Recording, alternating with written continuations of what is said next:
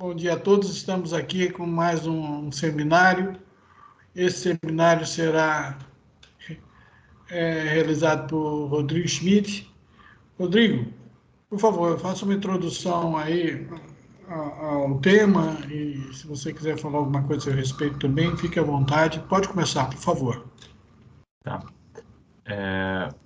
Bom dia a todos. Quem está vendo a gravação aí, boa noite, boa tarde. Meu nome é Rodrigo, eu sou aluno do mestrado aqui em CMC, que é Eu acho que tem o... uma telinha preta aí que você poderia. Não está dando para ver? Essa tela preta não está aparecendo. Vamos de novo.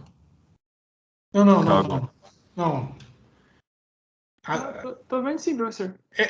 Esta aí pequena, o que que é isso? Pode tirá-la daí, né? Aí, isso, aí. Agora sim. Beleza. Então, eu sou aluno aqui da concentração em Mecânica Espacial e Controle aqui no INPE. E meus orientadores são o professor Antônio Bertacchini, do INPE, e a Vivian Gomes, da Unesp. E eu vou apresentar aqui, basicamente, a minha proposta de dissertação de mestrado.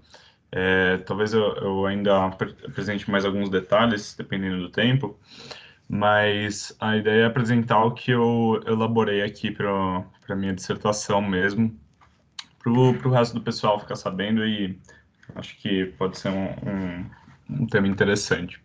O título se chama Aplicações de Swing By e Estimativas da Exposição à Radiação dos Cinturões de Van Allen para Espaçonave em Transferências de Baixo Impulso para a Lua.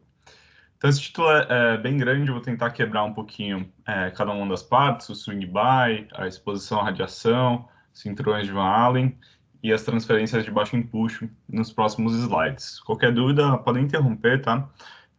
A gente pode ir fazendo as dúvidas no meio do caminho. Então, começar aqui pelo contexto, né? O que é o objetivo geral desse trabalho, que seria estimar a radiação associada a uma transferência de baixo impulso. Então, vamos começar aqui por essa parte final. O que consiste uma transferência de baixo impulso para começo de conversa? A ideia por trás desse tipo de transferência é transferir uma órbita aqui de um satélite, uma nave espacial que está aqui em volta da Terra, para uma outra órbita, tá? Então, de um modo geral, uma transferência ir de uma órbita para outra. As órbitas normais, elas são de alto empuxo, então são propelentes químicos que fazem um empuxo único e isso vai transferir de uma órbita aqui menor para uma órbita maior, ou o contrário. Então, se a gente está querendo ir da Terra para a Lua, a gente dá um empuxozão, vem aqui, a órbita da Lua está aqui nessa linha vermelha, dá mais um empuxo e aí ele chega aqui na órbita da Lua. Por outro lado, as transferências de baixo impulso, que está representada aqui por uma tartaruga, elas são bem mais lentas.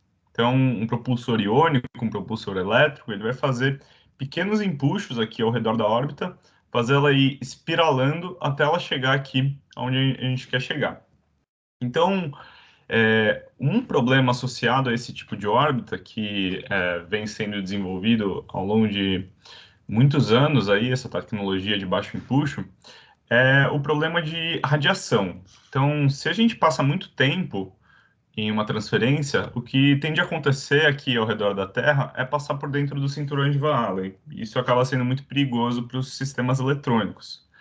Então, aqui a gente tem o sistema da Terra com os cinturões de Van Allen, onde a gente tem íons, prótons, elétrons, tudo isso aqui preso no cinturão. E aí a gente também tem influências externas do Sol e dos raios galácticos, mas essa influência é um pouquinho menor, então a gente vai considerar principalmente a influência da radiação, que eu estou chamando aqui de íons, presentes no cinturão de Van Allen. E o nosso objetivo é achar uma trajetória ótima aqui, que vai acabar passando várias vezes por dentro dos cinturões de Van Allen, mas ela vai passar aqui pelo ponto onde não tem uma concentração muito alta de radiação. Então, como a gente tem aqui o eixo da Terra inclinado, a gente vê que os cinturões de Van Allen vão estar inclinados em relação ao Equador e a gente vai poder passar aqui com uma trajetória que não necessariamente passa pela parte mais densa aqui, que seria essa parte que passa pelo Equador magnético perpendicular aqui ao eixo magnético da Terra, que é onde se concentra o eixo principal dos cinturões de Van Allen. Bom, então esse é o contexto do nosso problema. E aí a gente vai prosseguir fazendo alguns objetivos aqui, tá? Então, o primeiro de todos vai ser de modelar os cinturões, tá? A gente não vai conseguir resolver esse problema se a gente não tiver um modelo para os cinturões. A ideia aqui é fazer um mapa com o fluxo de partículas, fluxo de prótons e fluxo de elétrons, para poder quantificar quantas partículas estão atacando a nossa nave a cada segundo e a cada centímetro quadrado. Então, esse fluxo aqui, unidirecional, ele vai fazer respeito a partículas que têm mais de 10 MeV de energia, e esse fluxo vai ser dado em partículas por centímetro quadrado por segundo, tá? Então, a gente tem um mapa aqui de contorno, a Terra está aqui com um raio terrestre, e a gente tem aqui, em raios terrestres, qual que é a distância e qual que é a intensidade no fluxo de partículas, tanto de prótons quanto de elétrons. Então, primeira ideia aqui, eu trouxe esse mapa aqui que já foi feito, mas isso daqui é só uma imagem, tá? Então, efetivamente, tirar esses dados aqui já foi um belo desafio, porque esses dados não são muito, digamos, expostos na literatura. Então, eu tive que meio que fazer isso me baseando em algumas referências, mas eu tive que fazer o meu próprio mapa, tanto de fluxo de prótons e de elétrons, para conseguir resolver esse problema, tá? Então, porque vai ser a maneira que vai ser medida a quantidade de radiação que está atravessando a nave ao longo da trajetória, tá bom? Aí, passando aqui para o próximo objetivo, que seria efetivamente calcular qual que é a radiação total absorvida, né? Que eu vou chamar de fluência a partir de agora.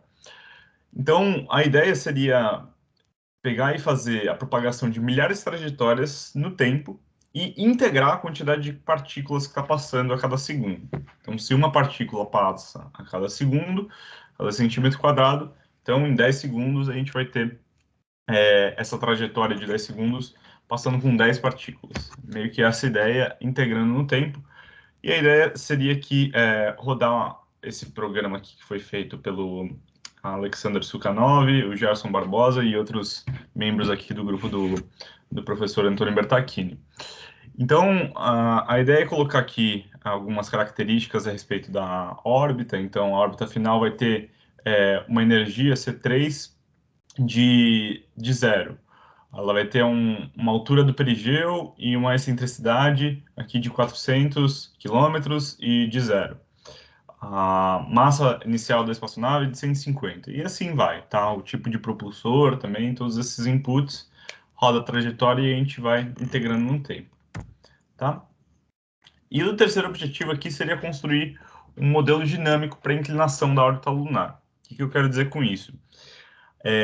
A gente vê aqui, através dessa imagem, que o eixo de inclinação, a inclinação do eixo terrestre, ela vai ser de 23,5, mais ou menos, em relação ao polo da eclíptica. Então, a gente tem esse ângulo aqui defasado. Mas a gente também tem uma inclinação do eixo magnético, que vai acabar influenciando. Então, além da inclinação do eixo terrestre e da inclinação do eixo magnético, a gente também tem uma inclinação da órbita da Lua, que vai ser de mais 28,5 graus até uns 18 graus. Então, essa inclinação aqui da eclíptica, né, a inclinação da órbita lunar em relação à eclíptica, ela vai acabar influenciando no nosso problema. Por quê? Foi aquele gráfico que eu mostrei para vocês no slide anterior, que a gente tinha os cinturões de Van Allen aqui, perto do Equador Celeste. Então, se a gente acaba saindo aqui pela tangente, né, pela parte mais exterior do cinturão, a gente pode acabar chegando aqui na Lua, capturando menos radiação. Então, é interessante a gente pegar aqui inclinações da Lua, inclinações do eixo magnético, inclinações do eixo terrestre, que acabem sendo mínimas, tá? Então, só como uma... Rodrigo, Diga. bom, você falou porque pode interromper, vamos Pode interromper. interromper. Posso fazer uma perguntinha? Só Por para favor. aumentar o conhecimento aqui. Esse cinturão de Van Allen, então, é um cinturão e ele está no plano do Equador da Terra, é isso?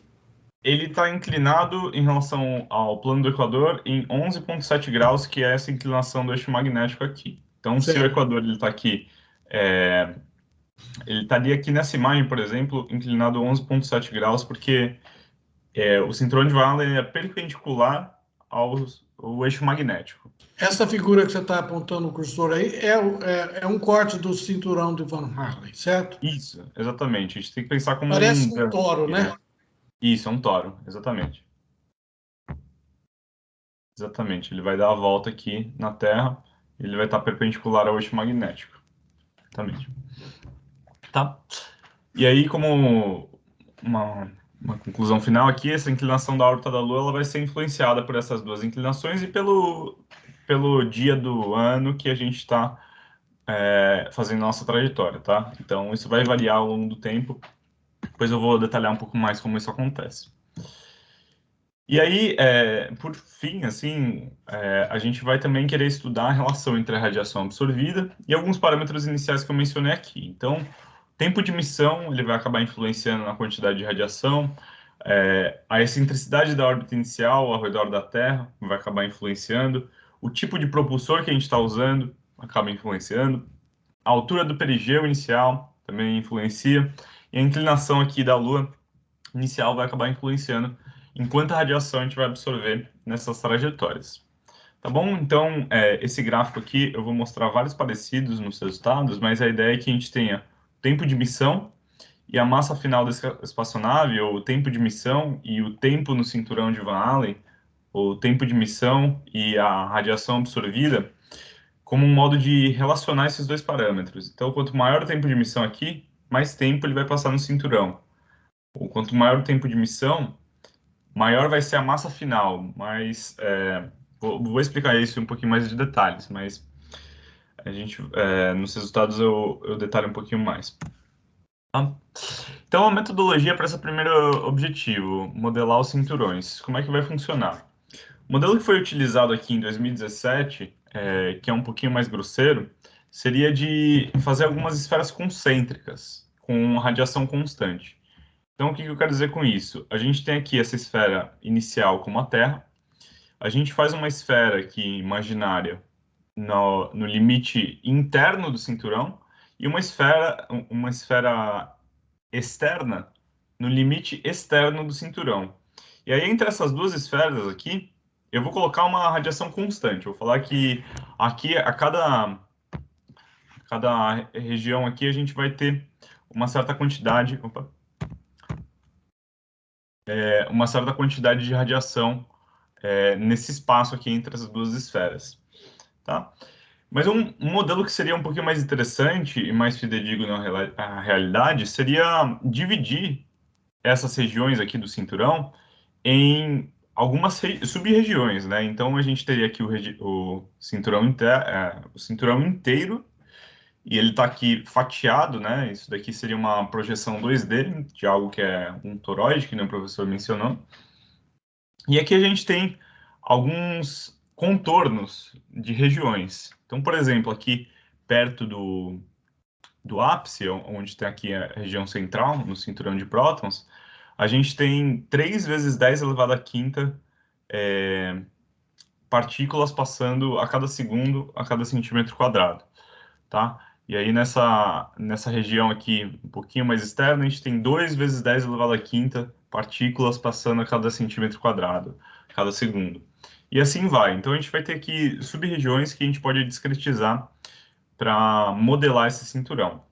Mesma coisa aqui para o cinturão de próton, de elétron, só que ele vai ter mais de um pico aqui e um pico aqui, tá?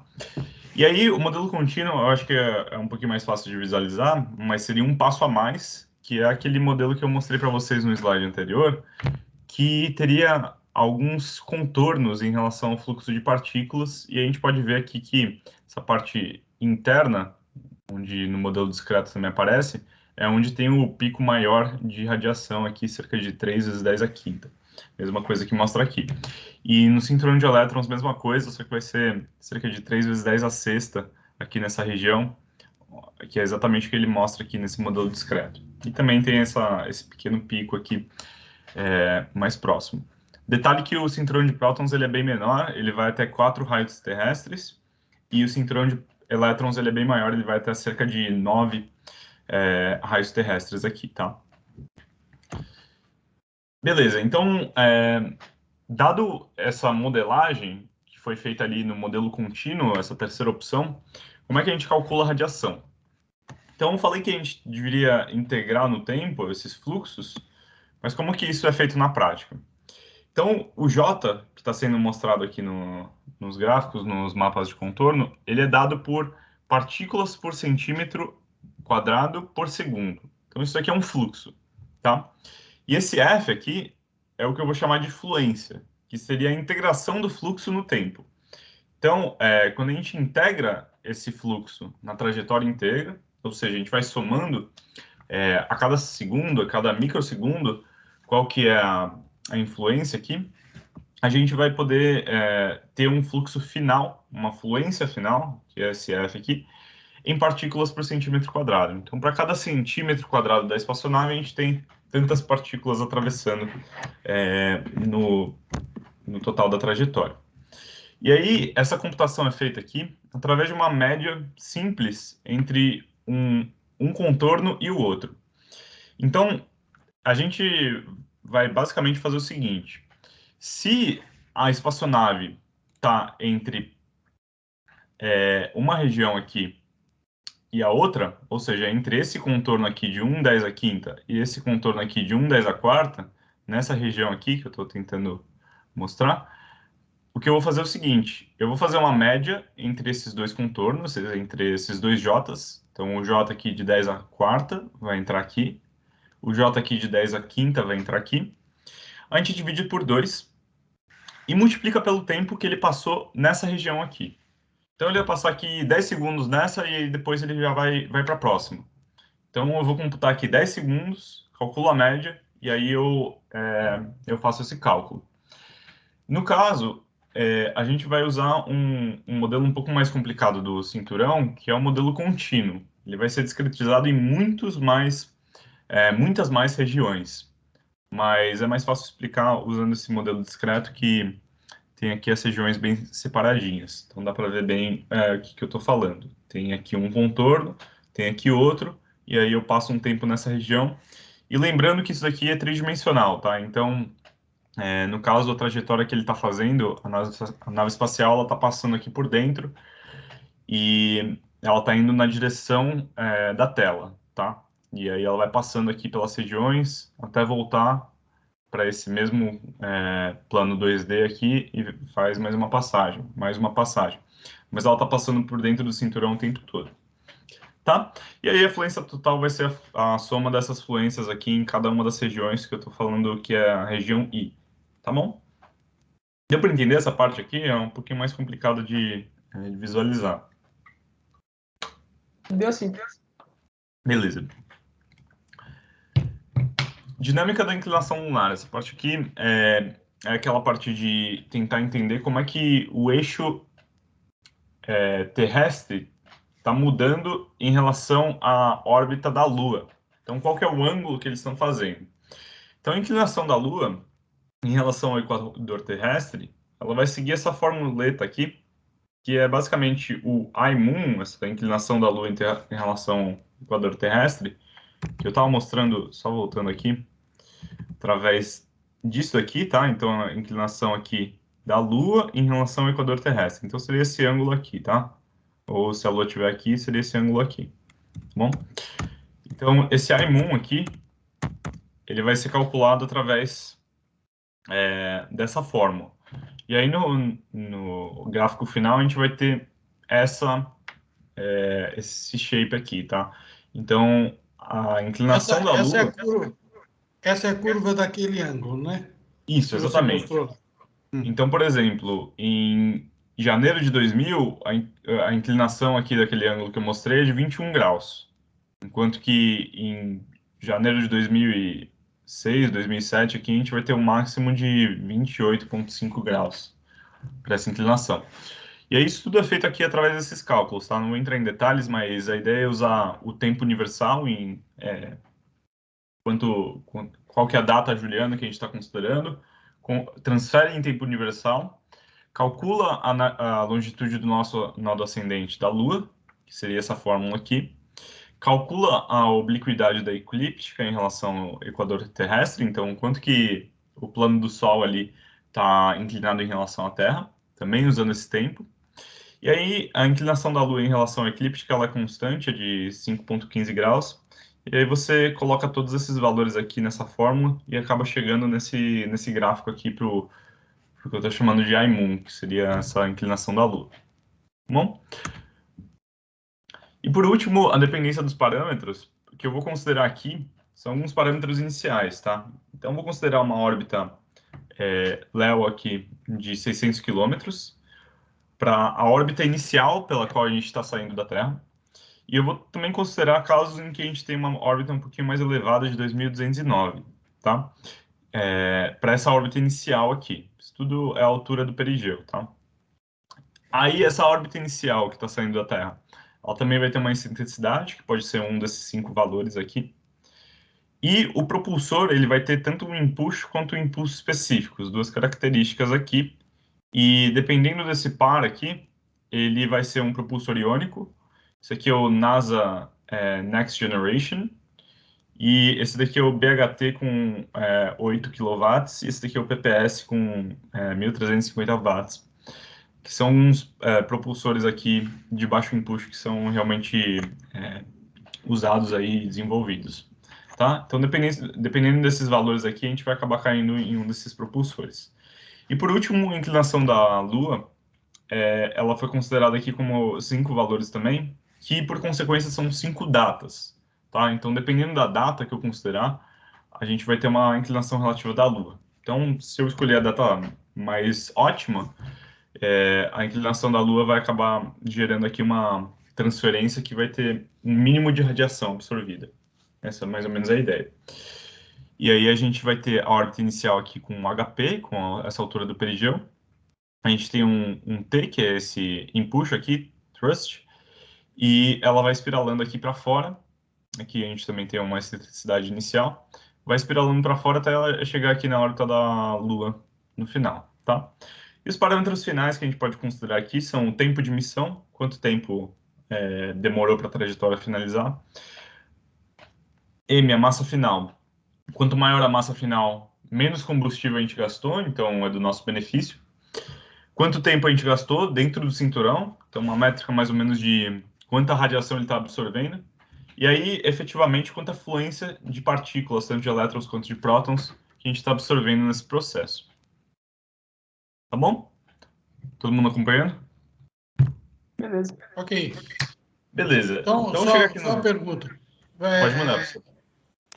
A nave ela vai até a Lua, é isso? Sai da Terra e vai para a Lua. Isso, exatamente. Ah, tá. Então, entrando aqui nos resultados, o primeiro deles é a modelagem do cinturão, que eu falei para vocês. Então, essa foi a modelagem que eu desenvolvi aqui para o projeto. Essa daqui seria o fluxo de prótons aqui. Então, o cinturão de prótons ele vai aqui de cerca de 1 até 4 raios terrestres. E a gente tem também o eixo Y aqui. A Terra estaria mais ou menos aqui, tá? E a gente vê que tem o formato aqui é bem parecido com o que a gente já tinha visto lá nos slides anteriores. Tá uma ordem de grandeza maior, porque aqui a gente considera radiações com menos energia. Então, basicamente, aquele modelo lá considerava radiações maiores do que 10 MeV. Aqui eu estou considerando radiações maiores do que, se não me engano, 1 MeV. Então, permite que mais partículas atravessem no tempo. Então, a gente vai ter aqui um fator maior de partículas no espaço. Tá? Então, eu estou considerando uma análise um pouco mais conservadora, para quem conhece o linguajar. E aí, a cinturão de elétrons também está sendo mostrado aqui, com esses dois picos, que nem estava no caso anterior, só que ao invés de 10 a sexta, a gente tem 10 a sétima, pelo mesmo motivo que eu estava falando aqui, a análise é mais conservadora. Tá? Detalhe, isso tudo aqui foi feito usando um modelo desenvolvido pela NASA, num programinha em C que modela a física dos cinturões. E aí eu dei uma adaptada naquele código e transferi isso tudo, fiz uma análise de dados no MATLAB, consegui montar isso aqui. Não fiz o modelo do zero, mas tive que fazer algumas coisinhas envolvidas no processo também, tá? Aí, mostrando aqui os resultados para a relação entre os parâmetros. Então, eu vou passar um pouquinho de tempo tentando explicar o que eu estou mostrando aqui. Vamos concentrar uma das curvas, inicialmente. Vamos pegar essa aqui do PPS 1350 e tentar entender o que está acontecendo. A ideia é a seguinte.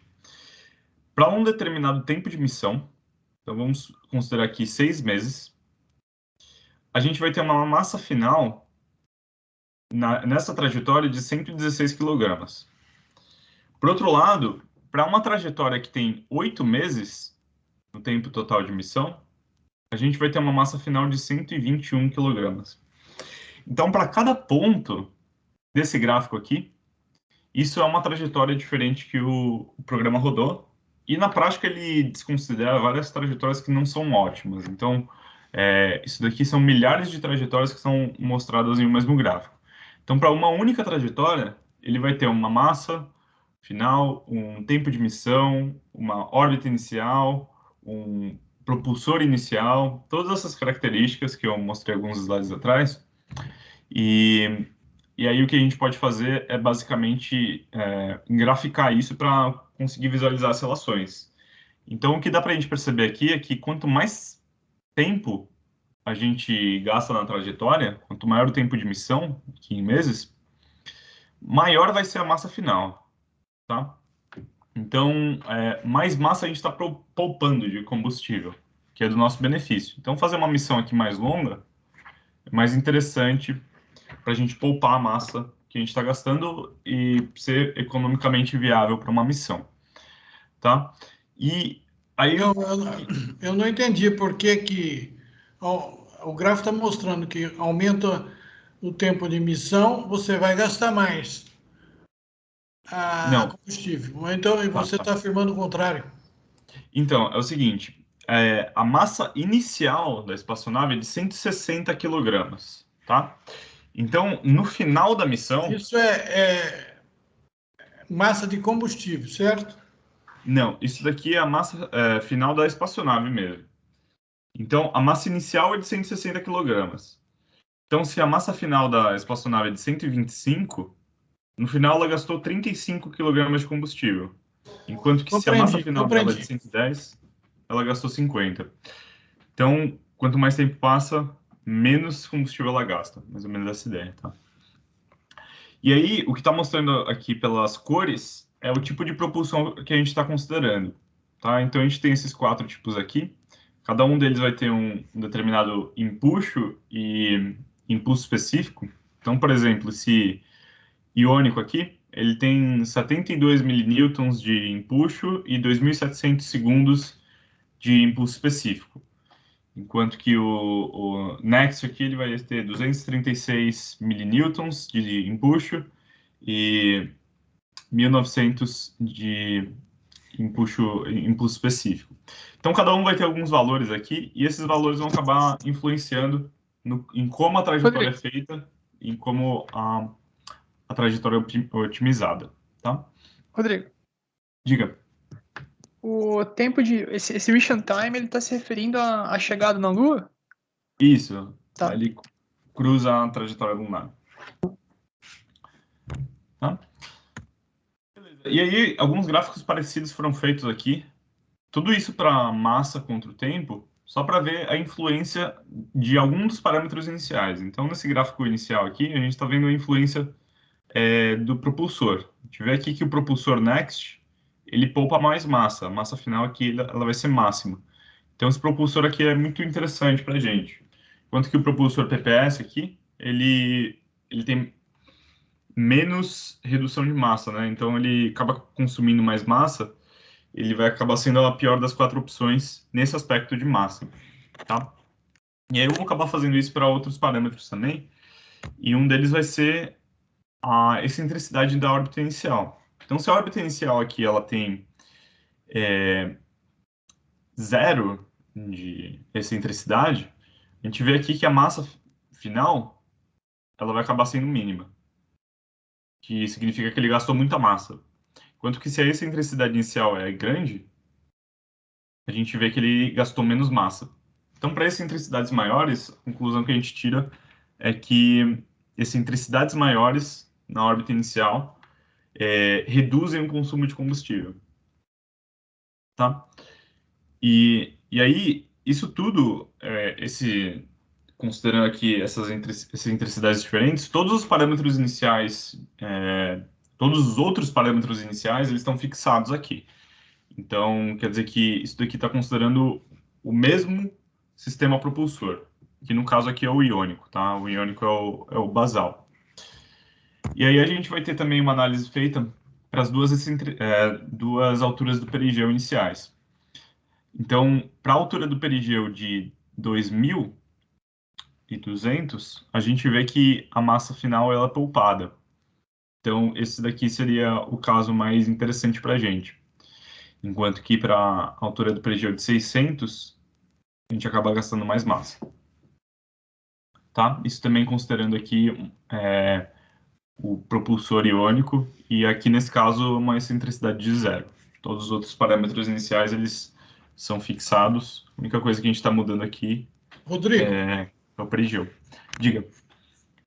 por que você não usou a massa do combustível diretamente e sim a massa da nave? Aqui no eixo Y, poderia ter usado outro também, né? Eu acho que esse daqui é o output do programa, então eu diria que é mais por praticidade mesmo. Mas poderia ter usado outro também. Porque o que interessa é a massa de combustível, né? Depende se a gente quer minimizar ou maximizar. Nesse caso aqui a gente estaria querendo maximizar, porque seria maximizar a massa final, mas você tem razão, com certeza. Tá, nunca tinha Tudo pensado bem, nisso. foi só Uhum, algo aqui que eu lembrei uhum. Não, e realmente, resolvi perguntar. não tinha pensado nisso. Tá. E aí, agora fazendo uma análise parecida, mas um pouquinho diferente, seria o tempo do cinturão aqui no eixo Y. Então, se a gente considerar aqui um tempo de missão no eixo X, e agora a gente vai mudar para o tempo no cinturão de Van Allen, tá? Isso aqui não está em meses, está em dias, tá? Fiz aqui, esqueci de mudar. Mas qual que é a ideia? Então, mesma ideia, a gente vai ter aqui, para cada uma dessas curvas que estão aqui quase que sobrepostas, a gente vai ter vários pontos aqui representando uma trajetória. E aí, para determinadas trajetórias, a gente vai ter um tempo de missão baixo e um tempo no cinturão de Van Allen baixo, que faz sentido, né? Se a gente gasta 2 meses aqui, a gente espera que a quantidade de dias seja menor do que se a gente gasta 12 meses aqui, quantidade de dias dentro do cinturão. E a gente vê que a principal conclusão que a gente tira seria que o propulsor ele não influencia no tempo de missão, no tempo de que a espaçonave fica dentro do cinturão de Van Allen. Então, não importa se eu uso BHT ou iônico, ele vai acabar gastando aqui praticamente o mesmo tempo dentro do cinturão de Van Allen, considerando o tempo de missão. Então, uma conclusão interessante que não daria para prever muito bem sem as simulações feitas. E aí, se eu mudar para as excentricidades, a gente chega mais ou menos na mesma conclusão. A excentricidade ela não vai afetar aqui o tempo que a espaçonave passa no cinturão de Van Allen. Então, mais ou menos a mesma coisa. E a altura do perigeu também não vai afetar em nada o tempo que a espaçonave passa no cinturão de Van Allen. Aí você fala para mim, poxa, mas essa análise parece muito inútil, né? Então, qualquer um dos parâmetros iniciais, a altura do perigeu, a excentricidade e o propulsor, eles não estão influenciando em nada a, a quantidade de radiação que a espaçonave está absorvendo. Então, a análise que você está fazendo aqui não faz o menor sentido. Bom, então agora eu entro com um contra-argumento a isso, que é a fluência. E essa é a parte mais interessante mesmo. Então, a fluência de partículas vai ser afetada por cada um desses parâmetros iniciais. O que a gente vê aqui é a fluência tanto de prótons quanto de elétrons, dependendo do tempo de emissão e variando aqui o propulsor. Então, vamos lá. A quantidade final de partículas que passa por 1 centímetro quadrado da espaçonave de prótons para 4 meses de tempo de emissão vai ser aqui 0,75 vezes 10 a 12. Enquanto que se eu gasto 8 meses de tempo de emissão, eu vou cair aqui em 1,2 vezes 10 a 12 partículas por centímetro quadrado. Então, a ideia é que quanto mais tempo de emissão eu passo, maior vai ser a fluência de partículas, o que faz total sentido lógico, né? Quanto mais tempo a gente passa no cinturão, maior vai ser a fluência de partículas. E uma coisa que não é óbvia é a influência aqui do tipo de propulsão. Então, a gente vê aqui que o propulsor iônico, que é essa curva amarela, e o propulsor PPS, curva verde aqui, eles vão maximizar a fluência de partículas. Isso daqui não é interessante para a gente quer minimizar a quantidade de radiação que a espaçonave absorve. Então, esses dois propulsores aqui, que se vocês estão lembrados também eram os menos eficientes, no caso da massa, eles vão ser os menos eficientes no caso da radiação aqui também. Rodrigo, E aí, no caso da fluência de elétrons, ele praticamente não vai ser afetado pelo propulsor. Rodrigo, você consegue explicar por que o propulsor afeta a fluência? Qual que é Vamos ver a se eu razão consigo disso? tentando lembrar os números de cabeça. Geralmente, isso acaba sendo influenciado pelo impulso específico. Então, aqui no caso do iônico é de 2.700, e no caso dos outros dois, o impulso específico, se eu não me engano, ele é um pouquinho maior. E o empuxo, ele também vai acabar afetando. Então, dependendo do empuxo que a gente vai ter aqui para o propulsor, ele vai meio que fazendo pequenos empuxos, e esses empuxos contínuos vão acabar influenciando no modo como a trajetória é feita. Então, na prática, o que vai acontecer esses empuxos eles vão arrastar a órbita para espiralar para fora, e dependendo de como isso é feito, a trajetória vai acabar escapando do cinturão um pouquinho mais ou escapando menos. Então, Tá. de um modo geral, é isso que acontece. Dá para entender? Deu sim, beleza, valeu. E aí, no caso do cinturão de elétrons, por que isso daqui é tão parecido com os gráficos do tempo no cinturão de Van Allen? Porque no caso do cinturão de elétrons, ele é o cinturão que é o maior dos cinturões. O cinturão de prótons ele é um pouquinho menor, ele vai até 4 raios terrestres. O de elétrons ele vai até 9. Então, o tempo que eu estou considerando no cinturão, nos gráficos anteriores aqui, é o tempo que ele passa na região inteira. Então, na região do cinturão externo, na região do cinturão de elétrons. Então, o tempo que ele passa na região do cinturão de elétrons, ele vai acabar sendo muito parecido com a curva aqui da fluência do cinturão de elétrons, mas não necessariamente da fluência do cinturão de prótons. Tá? Então, esse é um detalhezinho, mas eu quis mencionar porque também foi uma das conclusões que deu para tirar. E aí, para outros parâmetros, as excentricidades. A gente vê que, no caso da fluência de prótons, a excentricidade maior vai acabar minimizando a radiação, que também é bem interessante para a gente. Mesma coisa que foi feita para a massa. E, para o caso do cinturão de elétrons, a fluência de elétrons aqui não é afetada pela excentricidade. E para o caso da altura do perigeu, se a altura do perigeu é de 600, ou seja, se ela é mínima aqui, a menor das opções, a fluência de prótons ela é minimizada.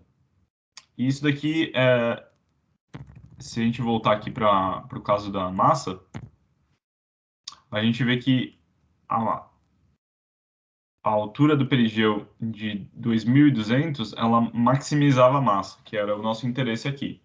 Então, isso daqui vai um pouquinho de desencontro. A gente não sabe muito bem qual escolher. A gente teria que considerar um problema de otimização aqui para escolher a massa certa, a altura do perigeu correta. Tá? E aí, o último dos parâmetros iniciais que a gente considera aqui é a inclinação da Lua. Então, se a inclinação da Lua ela é de 18 graus, que é a menor das inclinações, a fluência tanto de prótons quanto de elétrons, ela vai acabar sendo máxima, que não é do nosso interesse. Enquanto que se a inclinação da Lua ela é de 28 graus, a gente vai minimizar a fluência de partículas, o que é legal para a gente. Isso acontece porque ela vai passar pela região externa do cinturão, que nem eu expliquei para vocês algumas vezes. Ela vai acabar tangenciando ali a parte do cinturão e vai sair meio que por uma região onde é menos densa. Então, se a inclinação é maior, isso acaba sendo legal para otimizar a radiação. E o que foi feito em seguida foi alguns modelos de machine learning para meio que fitar essas curvas. Tá? Então, a gente vê que algumas curvas elas são muito parecidas com regressões lineares. Então, foi esse a primeira tentativa que eu tentei fazer. Então, considerando os parâmetros iniciais aqui, impulso, impulso específico, altura do perigeu, excentricidade, inclinação, e até o tempo de emissão e a massa, qual que vai ser a fluência final de partículas? Tá? Para que eu não precisa fazer todas as simulações desde o começo e eu consiga prever a quantidade de radiação só pelos parâmetros iniciais. Então, eu jogo numa fórmula e acabou, entendeu? Então, eu cheguei aqui em alguns coeficientes e eu já vou mostrar um plot que resume esses dados aqui. Mas, de um modo geral, a gente conseguiu resultados legais aqui que tem um valor P bem baixo. Significa que eles são de bastante confiança, tá? O único que não foi tão baixo aqui foi o da massa. Mas no caso do cinturão de prótons, todos foram bem baixos. Então, a gente tem uma confiança legal para isso. E eu também fiz uma regressão por redes neurais, para quem está familiarizado.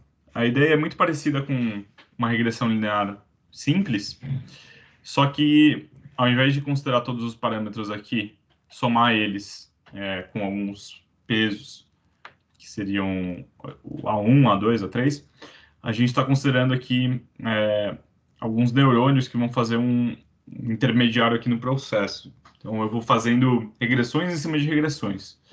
E aí eu acabo chegando na fluência final de partículas.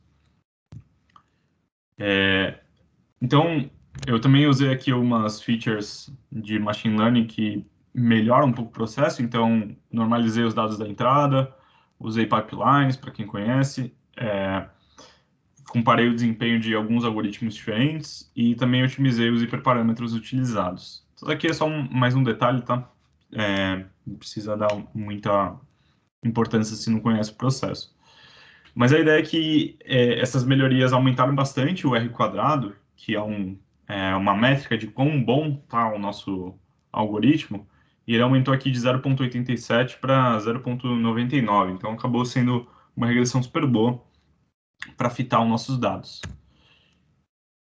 E aí, comparando o desempenho entre a rede neural e a regressão linear, e mais um método aqui que é o Support Vector Machine, te vê que a rede neural aqui, usando aqui um escalonador, que é um processo para normalizar os dados, a rede neural ela tem 0,97 de R quadrado e a regressão linear ela tem 0,81. Então, a rede neural ela faz um trabalho super legal de otimizar aqui a regressão. Tá? E aí, para efetivamente mostrar esses dados de uma maneira visual, a simulação aqui ela está em azul, tá? Dependendo da inclinação. E a rede neural está aqui em verde, no pontilhado, e a regressão linear está aqui em amarelo. Então, esses são os dados que eu já tinha mostrado, só que agora eu fitei umas curvas. Então, esse era o dado aqui de fluência de partículas pelo tempo de emissão. E aqui eu estou variando as inclinações. Agora eu fiz em gráficos separados. Então, a rede neural, ela praticamente fica aqui em cima da curva nossos resultados experimentais, né, que seria da simulação. E a regressão linear, ela não fica muito longe, não. Ela só não fica exatamente em cima da curva porque a gente tem outros parâmetros envolvidos. Então, o tempo de emissão não é o único input que eu estou considerando aqui. Também estou considerando a inclinação, a excentricidade, propulsor. Então, eles vão acabar afetando e arrastando para baixo a curva aqui. Mas a rede neural faz um ótimo trabalho. E para a fluência de prótons também acaba batendo muito bem a rede neural aqui com as simulações. E a regressão linear, ela fica um pouquinho longe, mas também está na mesma ordem de grandeza, então ela não está tão longe assim do resultado final. Conclusões. O modelo físico que foi feito do cinturão foi bem coerente com a literatura. O propulsor Next e BHT, eles vão minimizar a radiação e maximizar a massa final, que é do nosso interesse, enquanto que a radiação de elétrons ela não é afetada pelo propulsor. A altura do perigeu, se ela for a maior das alturas escolhidas, a absorção de radiação de prótons vai ser mínima, enquanto que a radiação de elétrons não é afetada.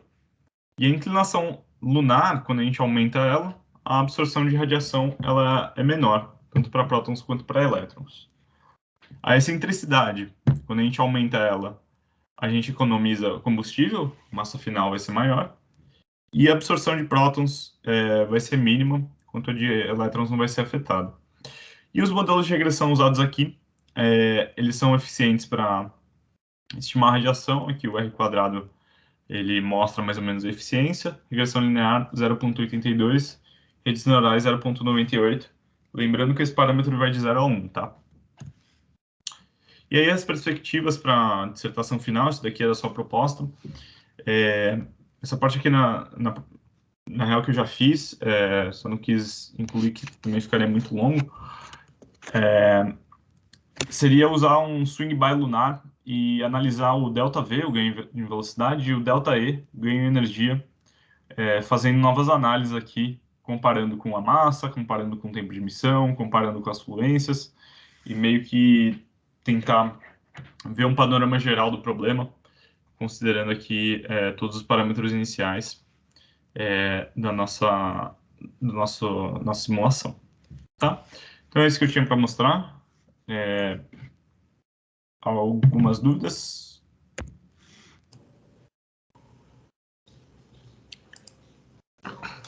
Bom, parabéns.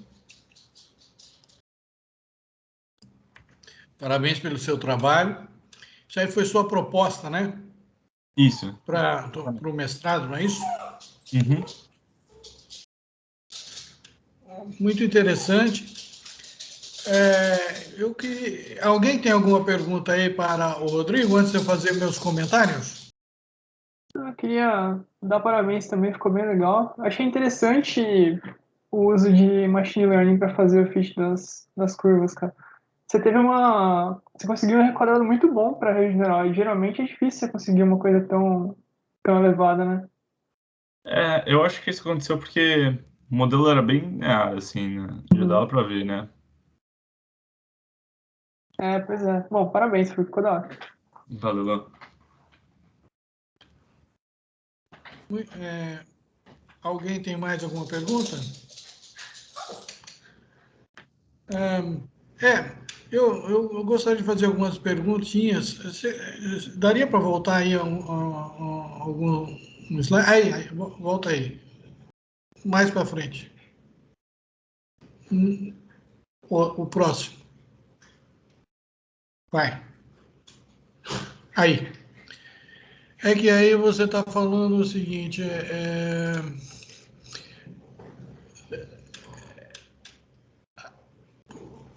o BHT 8000 e o Next minimizam a radiação de prótons e maximizam a massa final. novamente aquela discussão sobre a massa. Qual que é o objetivo de você maximizar a massa, aí nesse problema seu? Minimizar o combustível, né? Seria esse, o ponto de vista seria esse, minimizar a quantidade de combustível usada, né? Sim, exatamente. Certo. Bom, deixa eu ver se eu tenho outras perguntas. Volta alguns slides para trás aí. Aí, esses slides. Você está comparando aí rede neural com ajuste linear. No final das contas, o objetivo aí seria fazer uma estimativa da fluência. É isso? Isso. Uhum. Tem uma fórmula, no fundo, para estimar essa fluência, Isso. levando em Exatamente. conta vários parâmetros. Seria a inclinação da Lua, Exatamente. certo? Certo. E você chegou à conclusão que as redes neurais se comportam bem aí. Isso, exatamente. Certo, interessante. Bom, o que eu desejo para você, então, é um bom trabalho e espero que seja um ótimo mestrado. Boa Obrigado, sorte. senhor. Muito obrigado. Eu acho que você vai estar na banca final, hein? Então já vai Eu vou ter estar na banca? esse spoiler aí. Um E prazer. Vamos eu acho que lá. a banca vai ser em fevereiro, né? Ele está aqui e está Ótimo. planejando em fevereiro. Então, Rodrigo, alô, muito obrigado Beleza. pela sua apresentação aí. Se ninguém tem mais perguntas, nós vamos encerrando aqui mais esse seminário. E o próximo será o dia 8 e, na realidade, o último seminário do período. Então, um abraço a todos e até lá. Um Fechou, abraço. falou, pessoal. Até mais. Vou chamar vocês todos para a apresentação final, hein? Pô, chama lá, cara. Manda assim. Legal. Um abraço Beleza. para vocês. Tchau, tchau. Falou. Estaremos lá, Rodrigo.